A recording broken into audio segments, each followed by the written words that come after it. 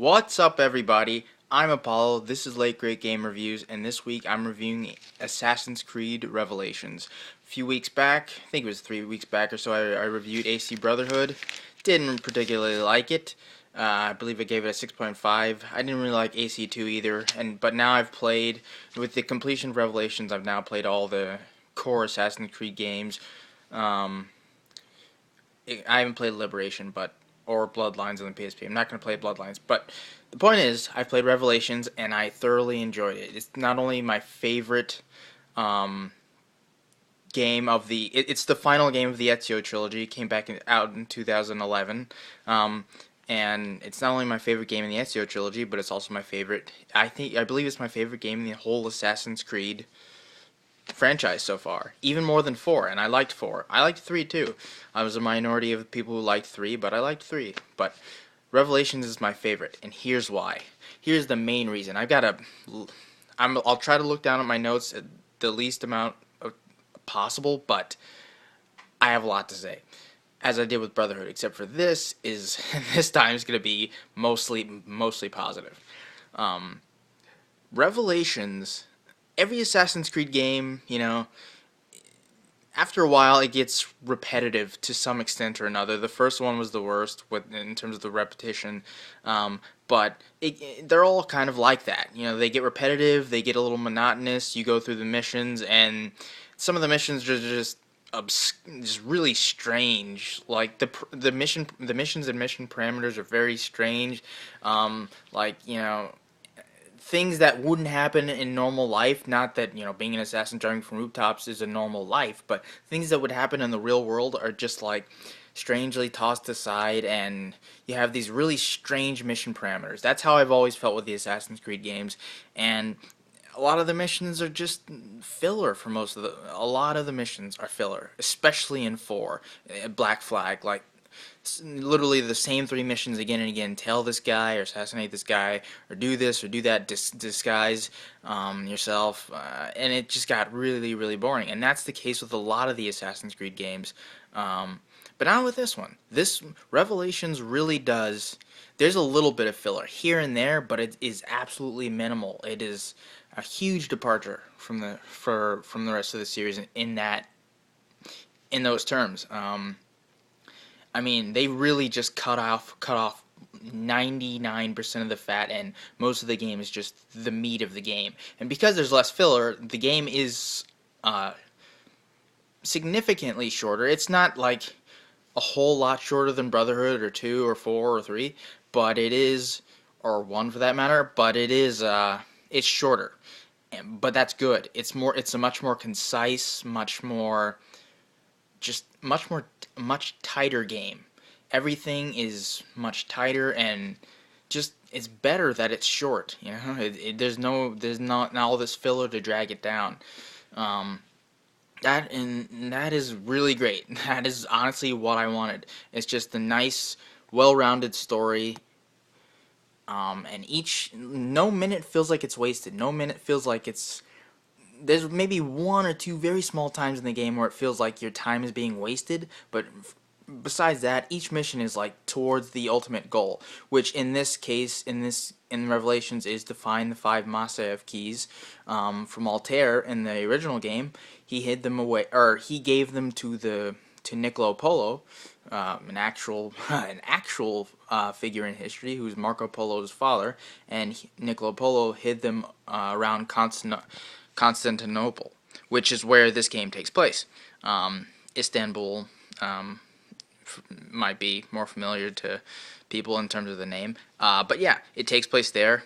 Of course, as usual, the architecture in Constantinople is beautiful. It's the cityscape is breathtaking, and the music, once again, is really, really good too. Assassin's Creed definitely always gets the music right, and usually gets the architecture right too. And this game's no exception. Yeah, like I said, you find the Masaev keys. Each time you're able to find the keys, you do it through finding books, and through this character named Sofia Sorta, who's your love interest, Ezio's love interest, and it's a whole thing. But the point that I'm trying to make is that the Masaev keys, each time you go through unique traversing challenges in these caves each time. It's a different challenge, and this game gives you a lot of set pieces. I kind of wish they were more interactive set pieces, like you actually played like through the set piece, like a la Uncharted. But still, their set pieces are incredible, and that's has not been the case. I mean, I've never seen. There may be like a few set pieces in some of the other Assassin's Creed games, but this one is just filled with them, and they're done really, really well. And the traversing challenges with combined with the set pieces to get those Masyaf keys are awesome. And every time you get a Masyaf key, you can access a memory of Altair's life. Um, Altair, of course, for those who don't know, is the protagonist from the original Assassin's Creed. And there's five Masyaf keys total, and each one you get, um, it shows you get access to a memories throughout Altair's life after Assassin's Creed. I mean, and the first one is like right after the original Assassin's Creed ends, and then it goes they spread out, and you see literally, I mean, really, really, really far into Altair's life after the original Assassin's Creed and what happens, and oh man, his family and all these things. I mean, the guy gets really, really old, but always badass. But yeah, and this time around, Ezio's actually a likable protagonist. How about that? Like, because in 2 and Brotherhood, people kept calling him charming and stuff, but I really didn't see it. He was just, to me, just a cocky jackass. But this time around, this is old man Ezio. He's a lot older, and he's a lot more humble. He's a lot more subtle in his actions, and honestly, he's actually wise. He's actually really wise, and imparting some of his knowledge onto these younger assassins that you work with throughout the game, and he understands that he understands really what the creed means, and he actually really explains the creed, which hasn't really been done too thoroughly throughout the entire franchise. But he explains the creed, and he kind of realizes that he's done this for 3 decades. He's been an assassin for 3 decades, and now he's kind of ready to. After he finds these Masyaf keys, he kind of just wants life for himself. And this is an Ezio that's very likable protagonist this time around. Um, let's see. Yeah, I talked about the missions.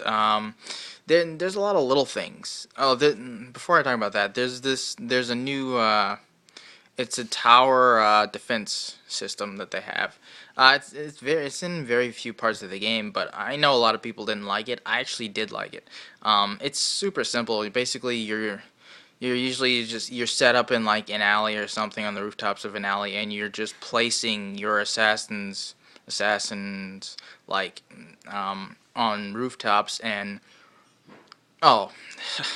Okay, before I even say that, the main enemy in this game, you're facing against the the remnants of the Byzantine Empire, and also some people in the Ottoman Empire. However, you're also helping other characters and other figures in the Ottoman Empire. So basically, in these tower defense sections of the game, you are placing your assassins on opposite rooftops. You're placing riflemen on. You're basically just putting them in the best configuration you can to combat these quickly approaching Byzantine troops. So you're putting riflemen on. You can choose whatever you want wherever you put them, but you just basically want it to be as effective as possible, because basically they're bottlenecking down this alley, and you can put obstacles on the ground and stuff, but they will trample through all that and get through all that if you and your assassins don't stop them. They'll get through all that and get to something that you don't want them to get to. So you're putting crossbowmen on ledges, you're putting leaders on ledges, you're putting riflemen on ledges, and you're basically just trying to position them all in the best configurations possible to take down the Byzantine troops before they get to your stuff. So yeah, I enjoyed it. It's honestly implemented only. I only remember it twice in the game. Maybe it might be a couple more times, but it's a very small portion of the game. A lot of people complained about it, I remember, when it first came out, but I actually liked it. I enjoyed it. And then there's the other parts of the game, little things, like the hook blade. It's a new blade for Ezio. It's exactly what it sounds like. It's a hook.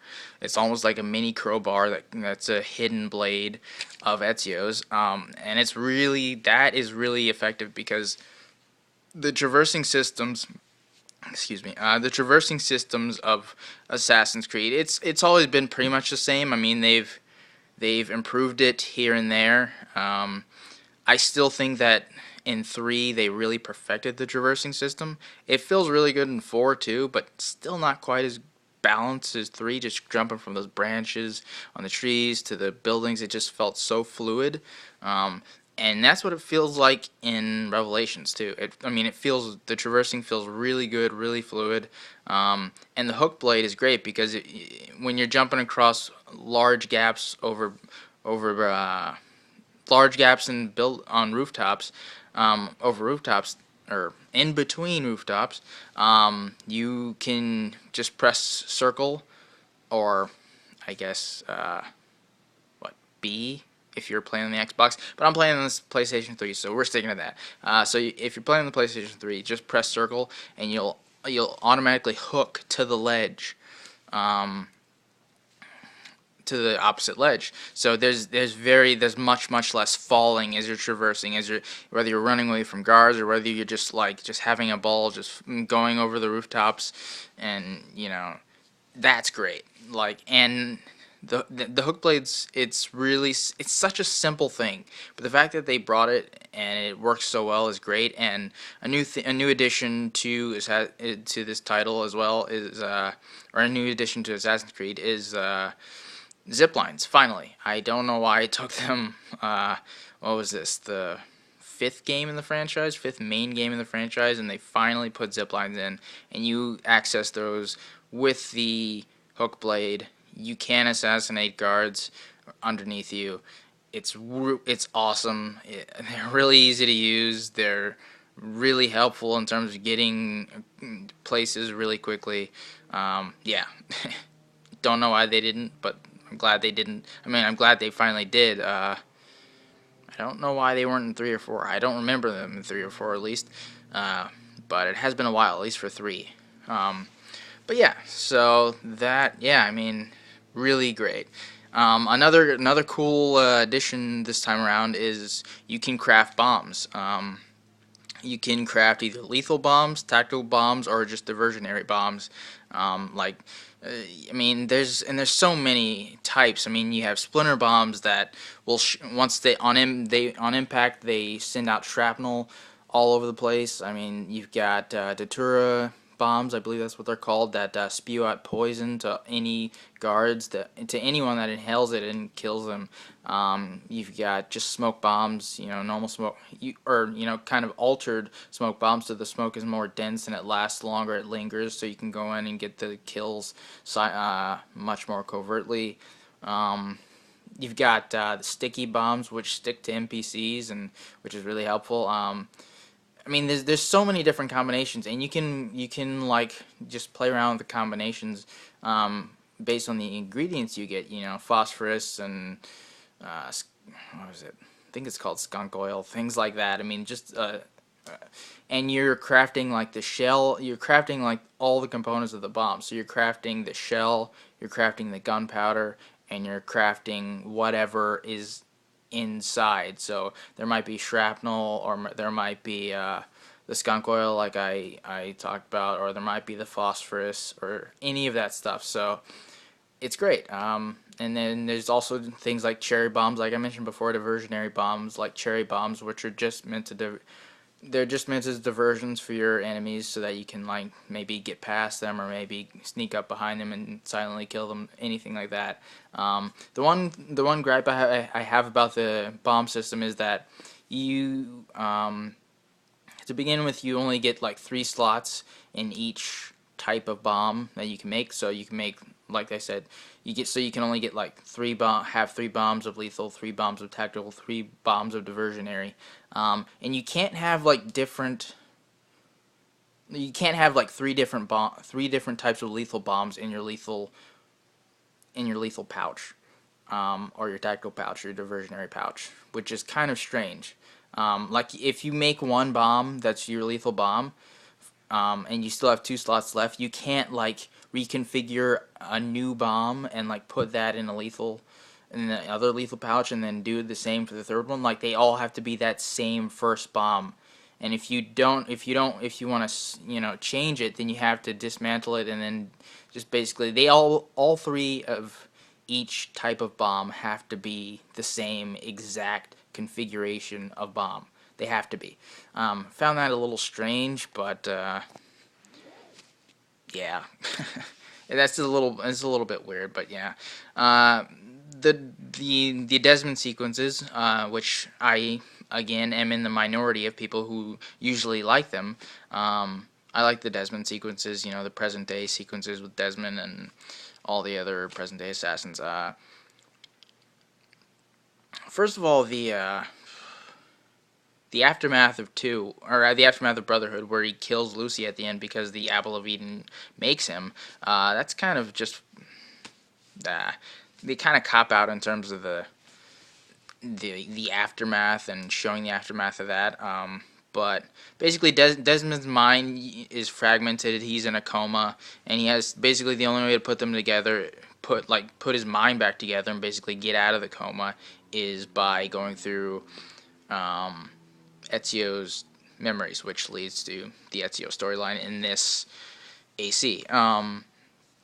There's 5 different like Desmond, I think Desmond journeys as they call them, where but they're very strange. Like it's a wild departure from anything else in the AC franchise, where it's you go in to each one of these 5, and to even access these journeys, these 5 journeys of Desmond, you have to collect data fragments, which are just animus data fragments scattered across the Ezio's Constantinople and all that.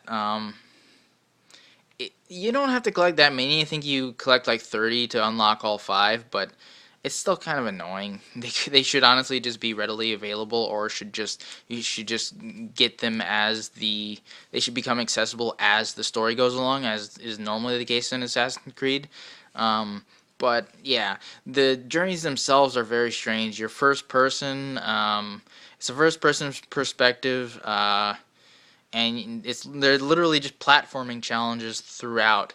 Um, and that it's weird, and it's pretty boring and can get pretty frustrating sometimes.